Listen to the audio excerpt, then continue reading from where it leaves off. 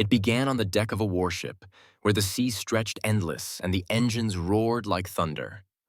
Among the sailors hauling ammunition and supplies, there was one figure who stood out not because she wanted to, but because she tried so hard not to.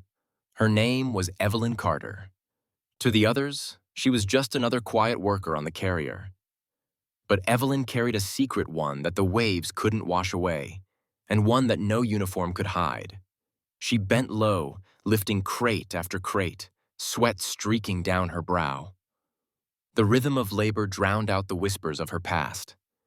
And then, it happened. A sleeve slipped back, sunlight caught polished metal, and in that instant, her silence was shattered. It wasn't just any metal. It was a decoration reserved for those who had stood in the fire, who had chosen courage when the world offered only fear. The kind of metal no one on that deck expected to see on a woman who seemed determined to disappear into the background. From the bridge above, Admiral Hayes had been watching. Not the machines, not the roaring aircraft, but the discipline of his crew. He noticed the smallest breaks in order. And he noticed her.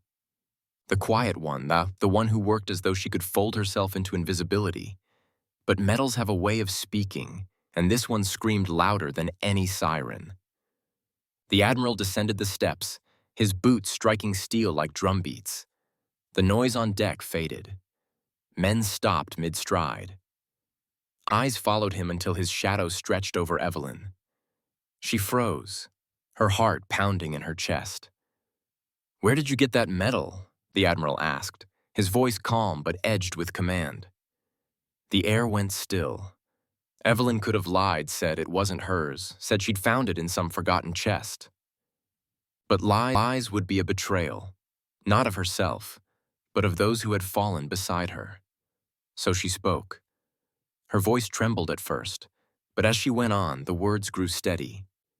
She told of a night when fire consumed the horizon, when her unit was ambushed in the black silence of the jungle. She spoke of comrades pinned under collapsing walls, of gunfire that split the air, of choices that could have ended her life. She told them how she carried wounded men one by one through smoke so thick it stole the breath from her lungs, how she shielded them when the blast came, her own body taking the scars, and finally, how she refused to accept that medal on the stage, because standing there felt like celebrating while graves still waited unmarked. The sailors listened in silence, their usual banter gone. Some lowered their eyes, ashamed they hadn't seen the truth behind the woman lifting boxes beside them.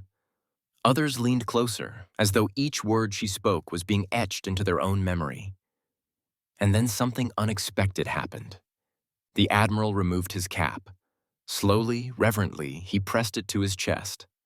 Around him, one sailor after another followed, until the entire deck was filled with men standing in solemn respect. For Evelyn, the weight she had carried for years loosened just slightly. She hadn't wanted recognition. She hadn't wanted glory. All she had ever wanted was remembrance for the names of the fallen not to be lost in the noise of war. The Admiral finally spoke. His voice rolled across the deck like distant thunder. "Courage doesn't hide. It lives." Then came the applause, not the wild cheer of victory, but the slow, steady rhythm of honor. Each clap a vow that her story, and the story of those who fell beside her, would not be forgotten. Tears shimmered in Evelyn's eyes, but for the first time, they weren't tears of grief. They were tears of release. Because in that moment, on a steel deck above an endless sea, she realized that kindness and sacrifice never vanish.